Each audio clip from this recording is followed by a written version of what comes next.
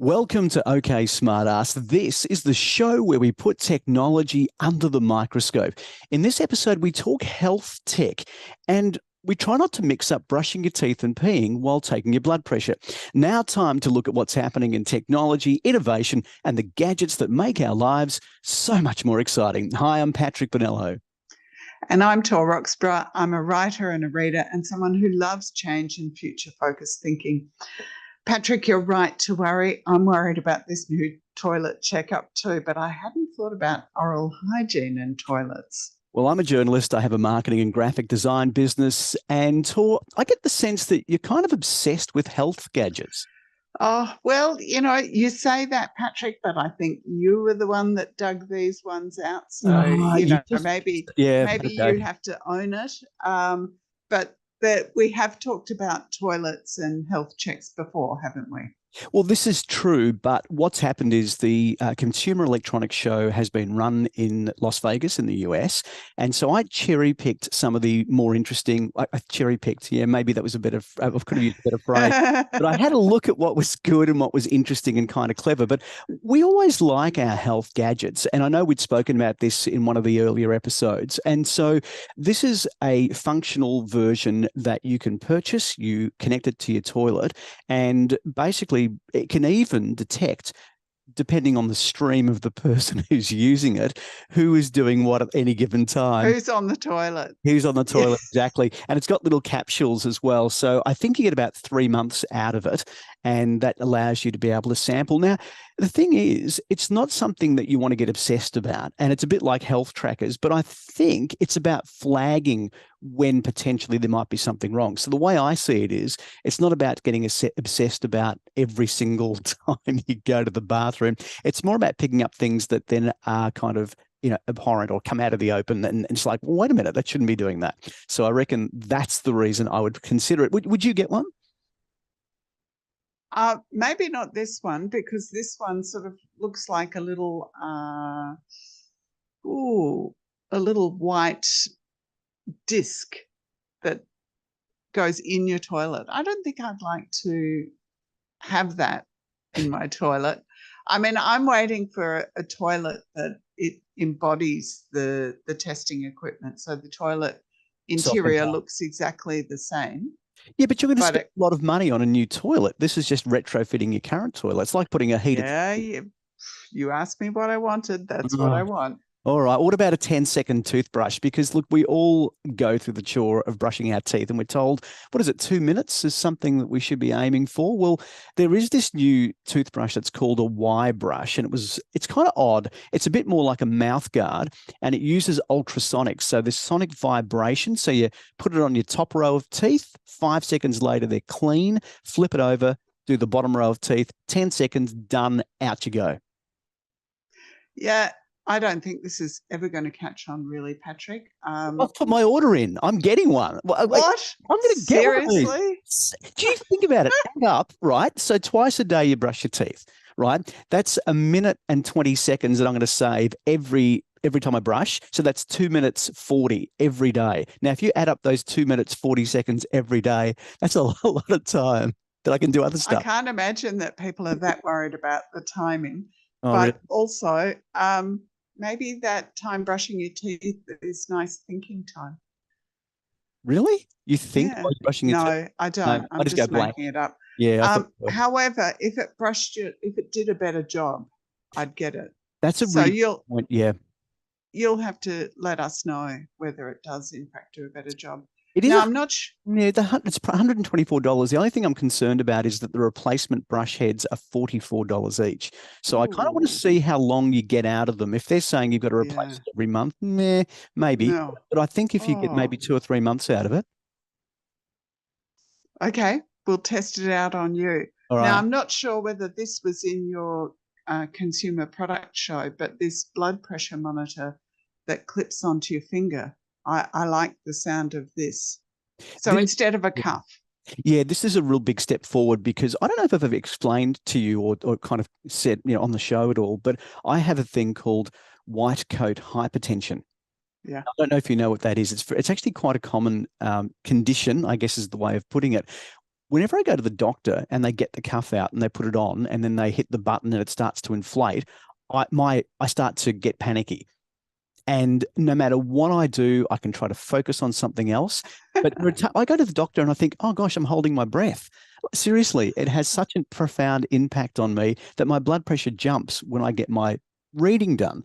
And you can do 24-hour monitors. So you've probably seen those. But the problem with that is the bloody thing still inflates anyway. So it doesn't solve the problem of getting white coat hypertension. So this is one you put on your finger, isn't it? It is. It's like the oximeters, the ones that check your pulse when you're in hospital and your oxygenation levels. I think it's really good. I didn't think about you and your white coat hypertension. I thought about people who are in the emergency ward trying to sleep, and they often put the cuff on you when you're recovering or when you're critically unwell and just leave it on, and it sort of pumps up and down, at various periods of time, and it's quite disturbing and uncomfortable. I know my sister, when she was alive with her intellectual disability, found the blood pressure cuff really distressing. But this would be much better. You could sleep through it, presumably, just leave it on or pop it on. Less intrusive. I think if you could put it on your toe, that'd be great as well. The funny thing is when you do the 24-hour monitor, and I've done this before, you're absolutely right. Once it starts to inflate, you wake up. So it's broken your sleep. Yeah. But the other thing is I've almost strangled myself getting tangled up in the tube. So I tend to turn around a lot when I sleep. And so for me, it really didn't work well at all. And probably I got more stressed doing the 24-hour, blood pressure test. So no, it wasn't a good thing for me. I'll tell you one thing that I am pretty excited about is healing wounds quicker. Smart Band-Aids. How cool. And I have to say, Patrick, that I've just been on a writer's retreat with some colleagues. And while I was there, when I wasn't writing, you might think I shouldn't have been doing this, and I probably shouldn't have been, but I read a science fiction trilogy. And in the trilogy, they had something like this. They had these things called correctives. So if anyone wants to enjoy that, that was Anne Leckie, the Ancillary series.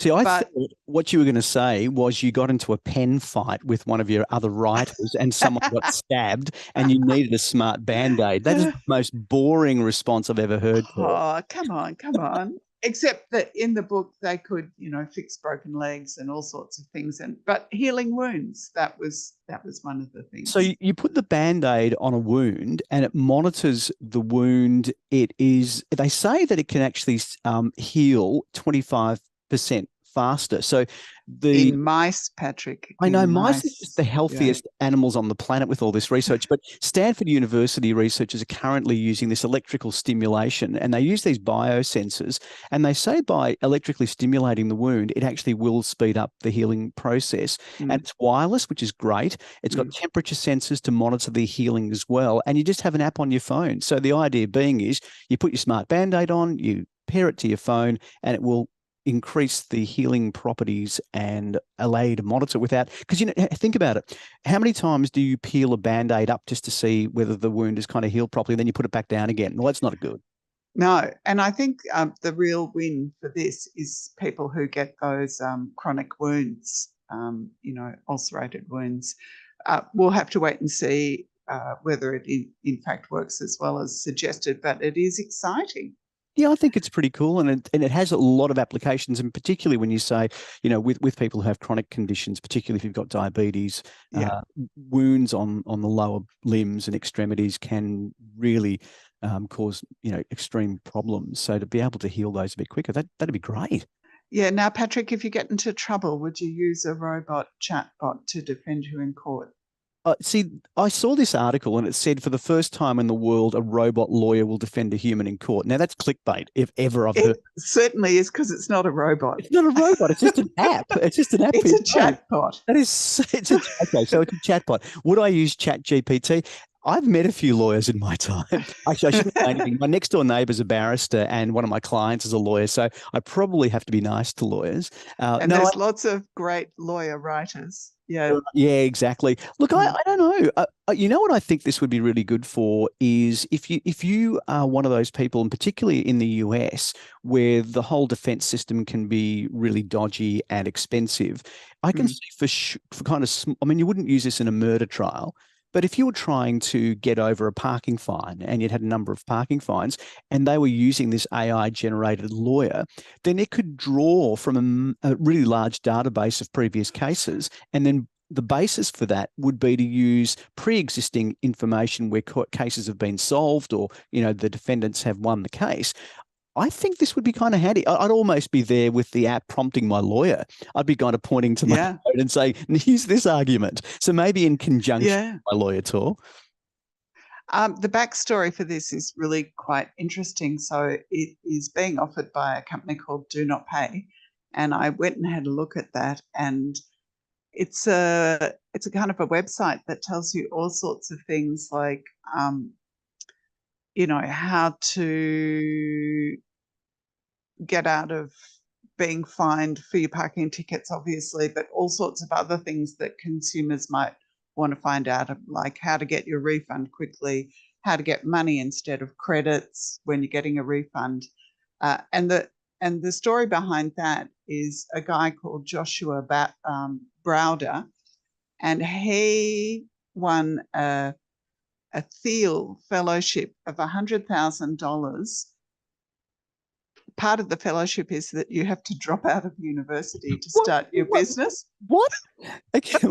So it's a fast track to starting your business. Well, that's great because Yeah. it can go towards your And debts, your education debts. yeah, so one of the Harvard professors says the Thiel Fellowship is the single most misdirected bit of philanthropy. I love that. Of course, they're going to say that. They don't want people dropping out. They're going to lose their job. But I think that's a Well, great recognition. Peter Thiel is one of those conservative libertarians, sort of diametrically on a different pole from me. But you can see how this fits in with that ethos of kind of fostering individual rights and individual power. And as you say, for something like a parking ticket, could be quite handy. And of course, in the future, your judge might be a chatbot also. So, Well, ChatGPT, mm, ChatGPT has taken the world by storm. And in fact, the people who designed it put it out in a panic because they were just running out of funding.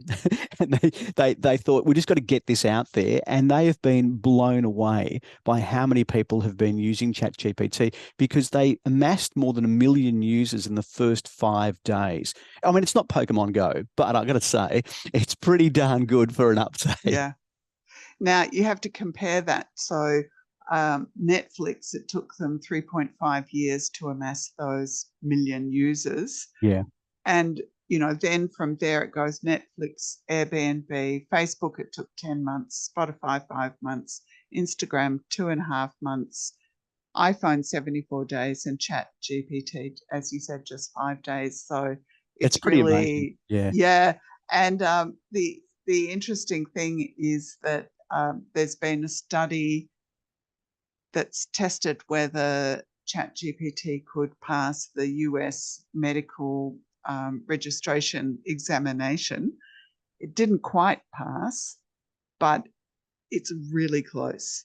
Wow. I can just think of all the Yeah. times I didn't quite pass anything, and whether if I had ChatGPT, that would have been great. It's a can of worms too, because obviously artists are concerned that it's kind of similar AI are scraping all this data using particular styles. You're an author. How do you feel about your writing style being emulated by an AI? Well, I guess I'm at a stage in my career that no one's emulating my writing style at Not even, this not even stage. yourself. I mean, I don't know. I've been writing professionally since I was in my 20s, but yeah, I do wonder if it's more of a problem for artists, but let's see. It might be equally a problem for writers. I'm not so sure. Um, certainly this chat GPT and AI were originally we thought that AI was going to sort of take away the jobs of truck drivers and warehouse people. But increasingly, as we saw with the previous story, we looked at lawyers, and now we're talking about artists, writers, doctors. It's looking more of a threat to the professions than the non-tertiary level workers. Well, if you kind of look at Elon Musk's attempts to get self-driving cars happening, did you read an article recently? I know I'm digressing, but it was basically the first tests or the first media debut of the self-driving car was faked. One of the Yes. reviews said it was it was fake. Yes. So, yes. Okay, look, now I've had a bit of a dive into ChatGPT, and I know that we did a couple of episodes earlier. You cheated and you used ChatGPT for the entire show, and I've got to say it was one of the best we've ever done. No, so I've been using it for computer programming. So I've been getting ChatGPT, to do some HTML code, and my colleague Robert's been playing with it. And one of the questions he asked ChatGPT was, "I want to show a website within a website on our site." So our site, our business website is genesisfx.com.au, and we wanted to showcase a client's website. So rather than clicking off the site and showcasing it that way or doing a screen grab, you wanted to embed it. It's embedded in the site. Absolutely. Now, Robert has no knowledge of code at all. So we use smarter people than that for, to do our code stuff. I say that because Matt's sitting about 5 meters away from me, so I better say something about him nice.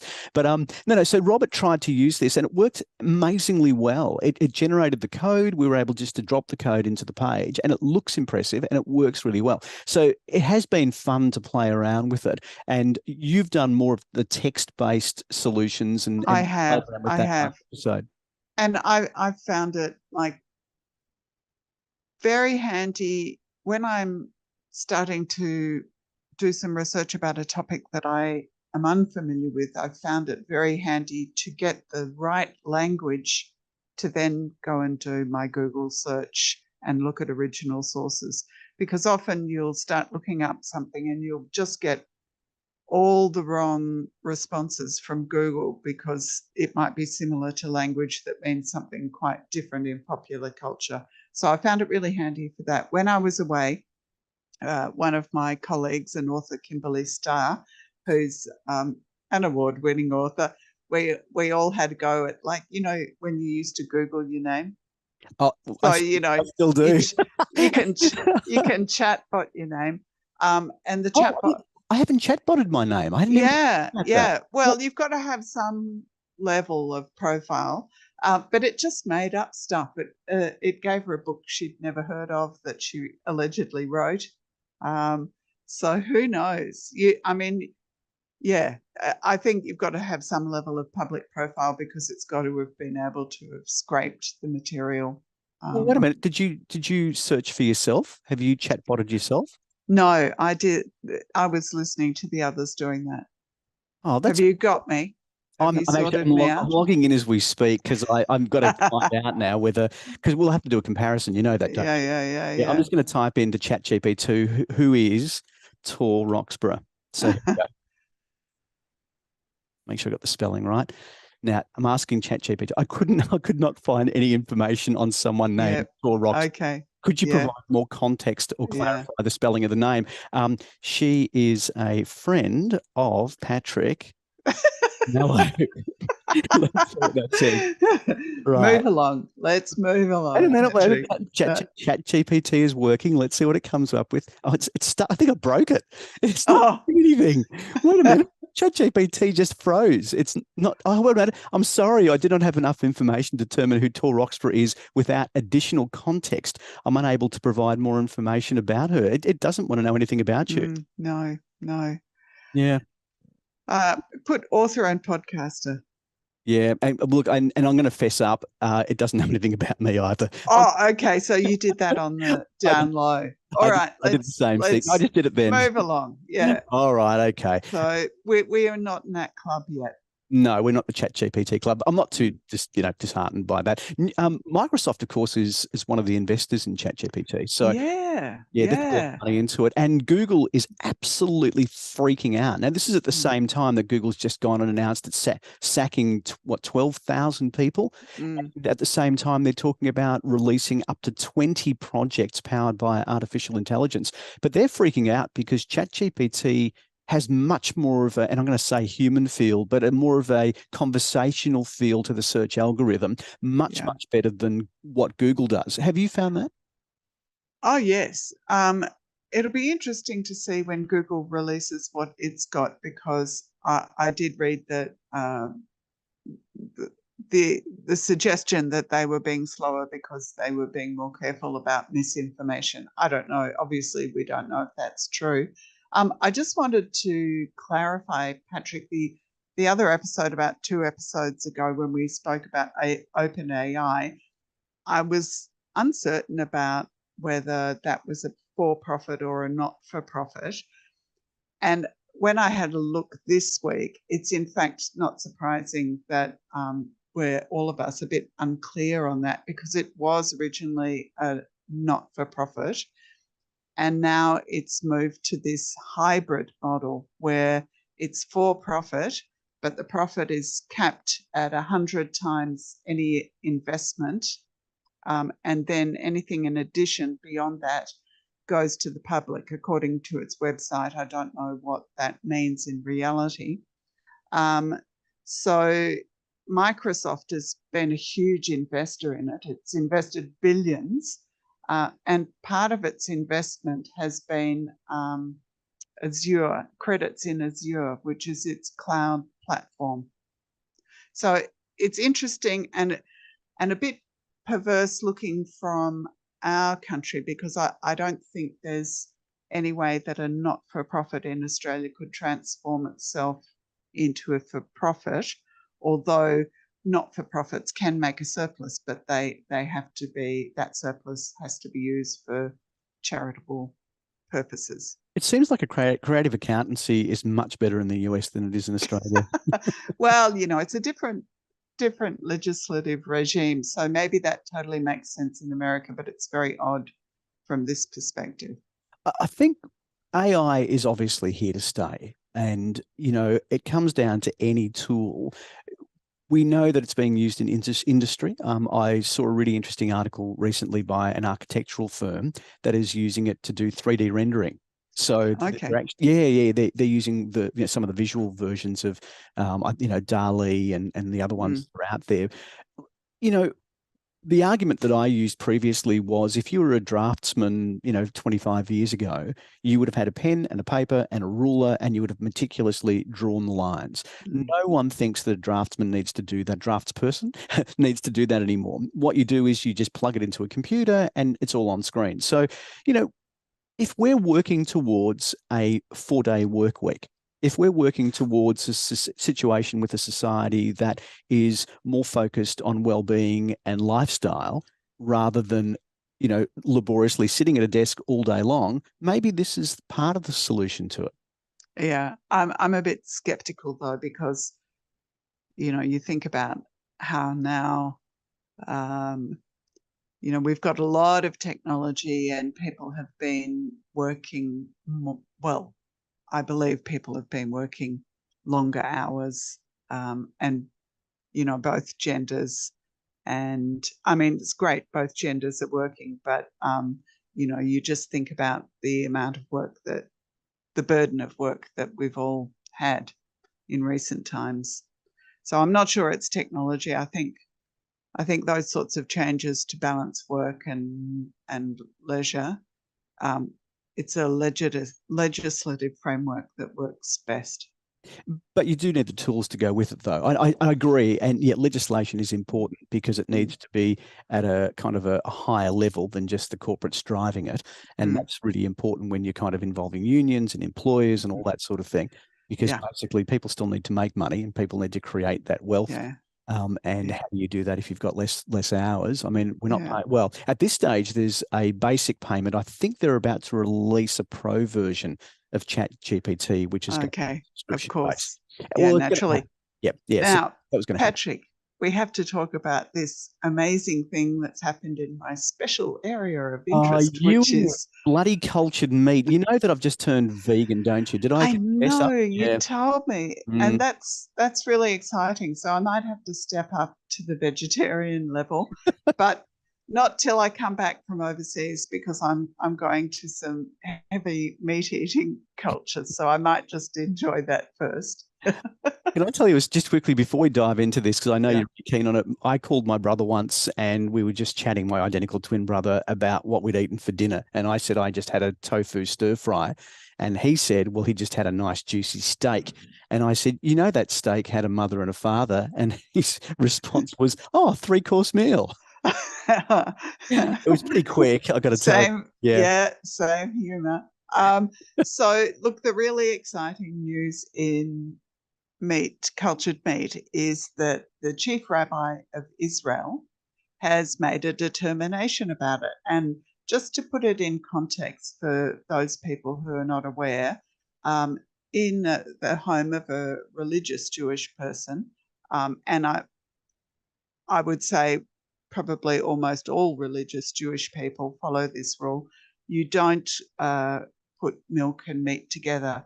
And in Orthodox households, that means a whole separate set of dishes and different cooking facilities and different washing facilities just to make sure that milk and meat never get together. And my understanding is that the Talmud says something about, I mean, the Torah says something about it's enough to take the life of the mother without taking, the milk that belonged to the child or something like that.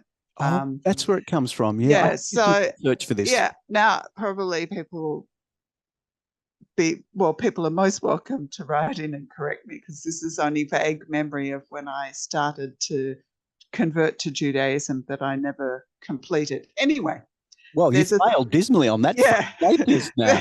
there's a third category of food which is, and again I'm not going to pronounce this properly, which is pav or pave. I've heard different pronunciations, and that class of food is neither milk nor meat, so you could have it with either.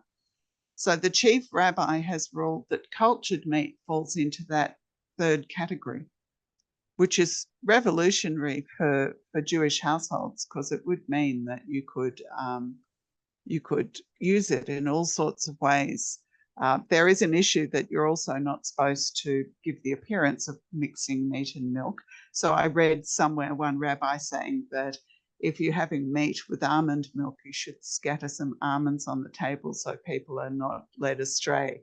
Oh my gosh. All sorts of interesting. I find it really fascinating. Anyway, look, it's not like the Pope. It's not like the chief rabbi, rules everyone who's Jewish, but this will have a huge influence. And he's given this approval to Aleph Farms, which is an Israeli company that is going to soon begin selling steaks in both Israel and Singapore. And potentially they're also starting to talk to Muslims and Hindus about how they would feel about cultured meat. Because at the end of the day, one of the things that I'm in favor of with cultured meat is that potentially you could save so many animals because you only need a clump of cells. The animal can still happily go off and do what its own thing. And then you've got this opportunity to create tons of meat from these cultured cells. Yeah. Yeah. So, it means less animals being killed. So I'm kind of in favor of that. Would I eat one? No, I still can't Really? imagine And myself eating one. cells No, can be from a living animal. The I animal know. doesn't have to die. I don't even chew my nails, Tor. Like no, I just, it's meat. It's still meat, and that's the thing. I mean, I'll have a plant-based meat. That's got no problem. Yeah. Look, I think the jury's out. Will I go down that track? I'm not sure. Can I just say though, I didn't know a lot about kosher meat and how the animals are slaughtered and prepared, but it's basically that they have to go through this process under traditional Jewish law.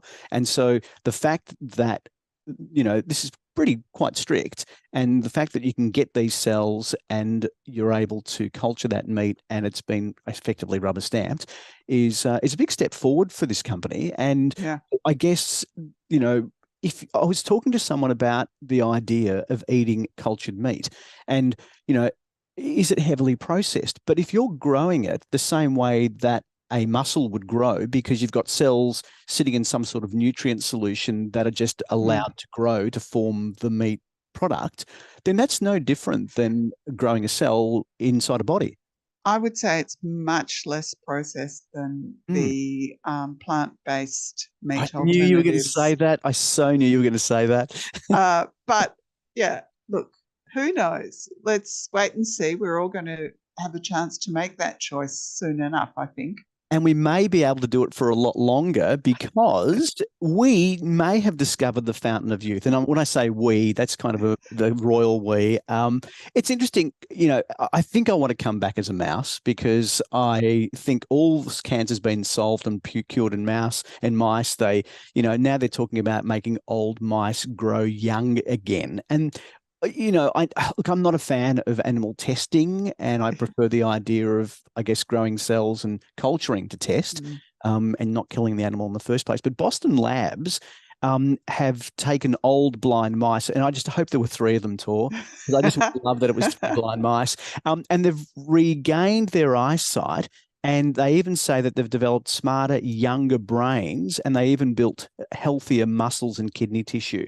So this Yeah. new technique that they're talking about aging and potentially reversing it. Yeah, it's amazing. So this lab is run by David Sinclair, who's actually Australian, but has been working in America for ages. And he's been working on this concept of aging being a disease rather than a natural process.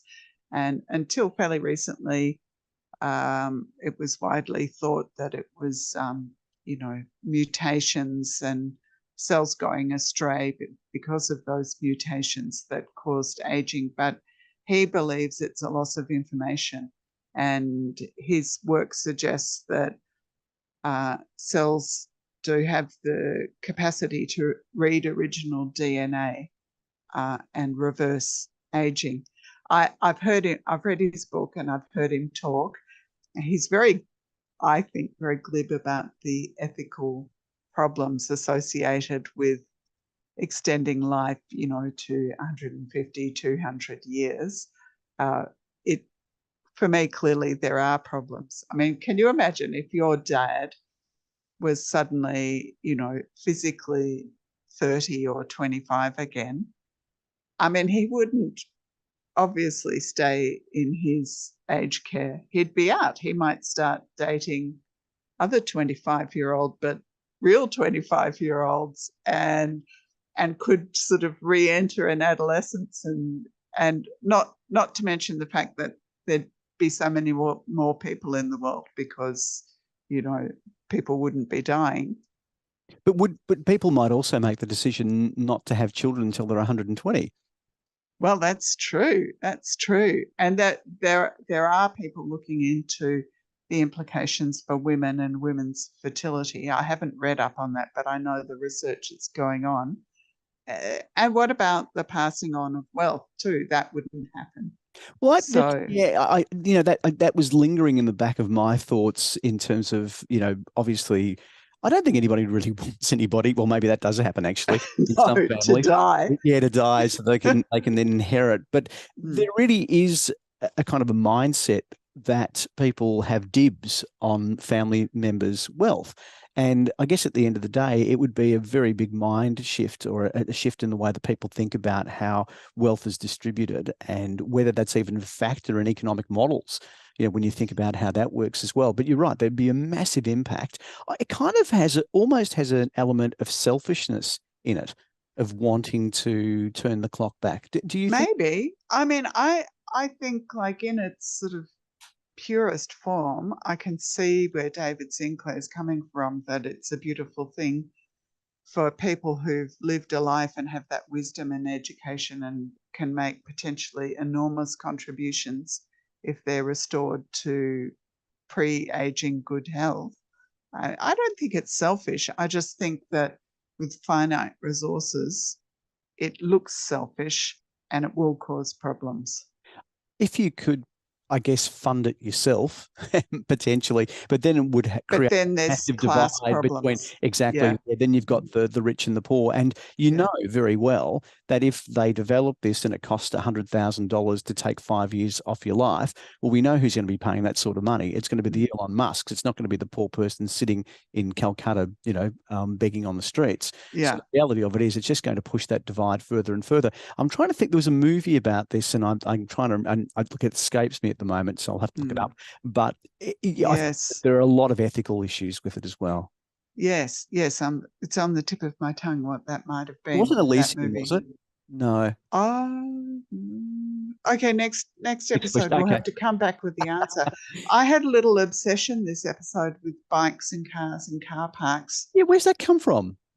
I don't know. I'm not really interested in cars normally, but I did hear of Wait a minute. someone. Wait a minute. Wait a minute. You obsessed for 2 years about getting an electric car charger in our town. You can't say Yeah. you were obsessed. You were absolutely Okay. obsessed.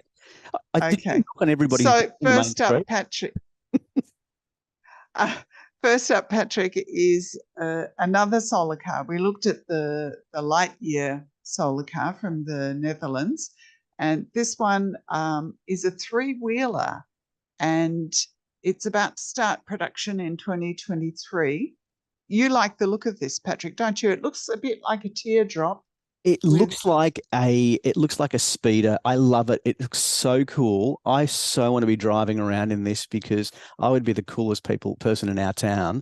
I could fit my schnauzer in the back. I could be sitting in the front. No, it is the sexiest looking car I've ever seen. It's so Jetsons everything. It's exactly what I imagined. Honestly, this and a jetpack, and that's it. My life would be complete. Yeah, because I don't think I wanted it. It looks odd to me. What? You wouldn't drive around in that? Mm. Right. Well, there you go. No. What? And three wheels, but I want four. What's less tires to replace when they wear out? Uh, You're not okay. convinced, are you? Well, we've got more. We've got time to think about it because it was meant to launch in Australia in 2023, but it's not. So Oh, okay. we'll wait and see. We'll see what the world makes of it first. So the other thing is that they're using something called, well, they're trying to use something called AI intuition about where to locate parking lots. I thought this was really fascinating. I had no idea so much logistics goes into creating parking lots because when I park at the train station where we live, I no one put any thought into that. They're all too tiny. And then you get people with their Teslas parking across three places at the same time. Have you noticed that?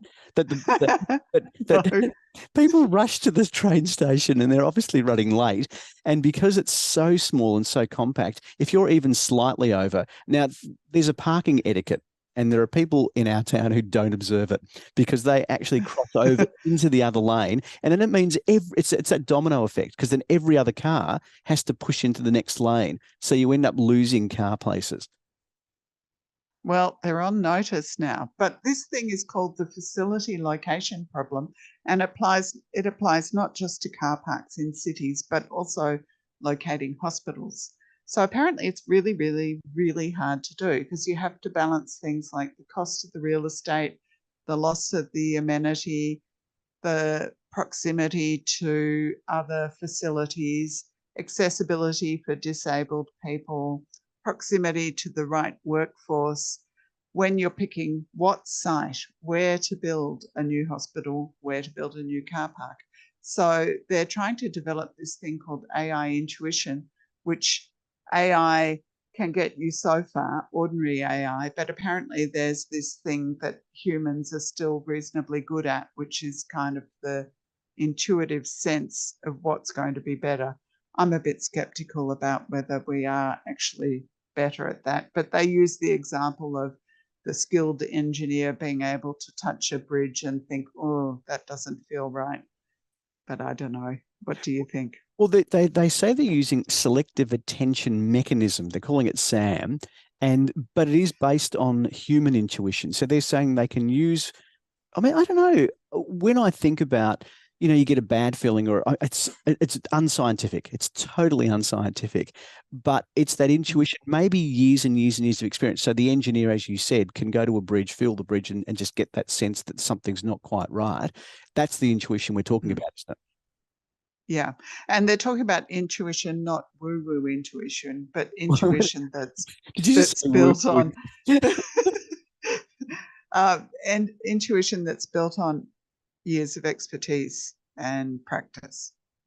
So accumulated, I guess, data, information, experience, then Yeah. maybe it's just the way that our brain works in the background. Because I'm sure Mm. that you've had instances where you've had a problem, you've gone to bed, woken up, and the solution's there. Absolutely. So in your Absolutely. subconscious, it's just doing Yeah. its thing. So maybe it's going to be good for us because apparently Australia's the most expensive country in the world for 2 hour off street parking and for daily off street parking.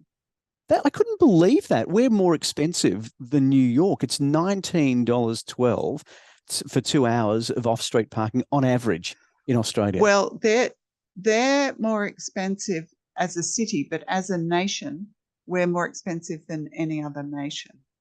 So comparing us to America as a whole, we're more Right. expensive. Yeah, Yeah. there you go. Yeah. Correcting you there, Patrick.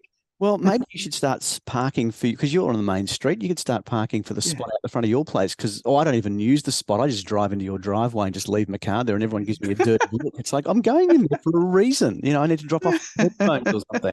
I always get a dirty look when I do that at your place. Oh, do you? Always. Lots of people do it. And also, America is falling out of love with public car parks. So there's a number of states and cities that are changing the planning rules. At the moment, there are 3 and 6 car parking spaces per car in the between 3 and 6 car parking spaces per car in the US, and they're looking at changing that so that now if you're going to build not necessarily a hospital, that might be a bad example, but just an ordinary business, you don't necessarily have to, in these particular states, have a huge number of car parks. They gave the example of a dentist who had to put in something like 50 car parking spaces, but could only treat 2 people at a time and had to cut down all these trees to fit all the car parking spaces. So I think they're thinking that there needs to be a new way of thinking about car parking. I actually read into this, and what was interesting is that in some places, in shopping malls and shopping strips, they've taken all the public car parking out. They've made bike lanes, and it actually, shopkeepers were panicked about it because they felt that less people would be going there. But the growth in business exceeded places where there were parking spots. So maybe the COVID thing has meant that more people are walking and riding and availing themselves, and they're certainly not being deterred by having less on-street parking. Yeah, what was fascinating was that even though they studied it and proved, just as you said, the business improved, the traders didn't believe it. I know, isn't it funny? It's the Yeah. doubting Thomases, yeah. Yeah. Well, you've been listening to OK Smartass, the podcast brought to you by a nerd and a smartass. I'm Patrick Bonello, and you can contact us by visiting our website at oksmartass.com or email nerds@oksmartass.com. I'm Tor Roxburgh. If you like getting suggestions for books, podcasts, and viewing, you can find my newsletter via my Facebook and Instagram profiles. We'll see you again in the next episode. If you'd like to help the show, please do tell a friend, share a post online, or take the next step and support us via Patreon. Just go to patreon.com/OKSmartass to sign up. And a big thank you to our Patreon supporters and our listeners who get in touch. If you like what we do, make sure to hit the subscribe button and share with your friends.